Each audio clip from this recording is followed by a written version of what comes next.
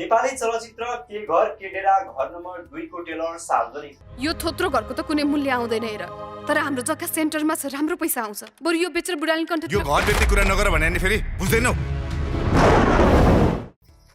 नमस्कार, फिल्मी समाचारमा यहाँलाई स्वागत छ। म निराजन थापा।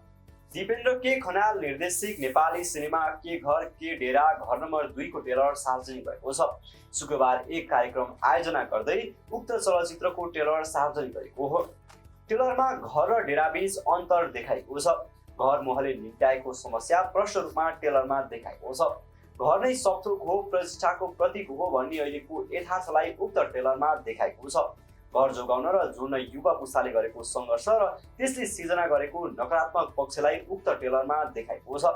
घर मोहले बिग्रेको आर्थिक कारोबार र परिवारलाई ट्रेलरमा प्रष्टसँग देखाउने काम निर्देशकले उक्त ट्रेलर मार्फत गरेका छन्। पशुपति प्रसाद, आमा, चिसो मान्छे जस्ता सबल सोसल ड्रामा सिनेमा दिएका निर्देशक खनालको सिनेमा के घर के डेरा घर नम्बर 2 यही जेठ 2 गतेदेखि प्रदर्शनमा आउने भएको छ। यो सिनेमाले घर र डेरा बीचको अन्तरको कथा भन्न सक्ने अनुमान गर्न सकिन्छ। घर र डेरा बीचको फरक बसाइले जीवनमा पारेको प्रभावको कथा भन्न सक्ने अनुमान गर्न सकिन्छ। घर र डेराकै कारण जतिसुकै उच्चनीय व्यवहार भए पनि अन्ततः त्यसको प्रभाव जीवनको अन्त्यमा के पर्छ त्यसबारे पनि यो चलचित्रले भन्न सक्ने निर्देशक खनालले बताएका छन्।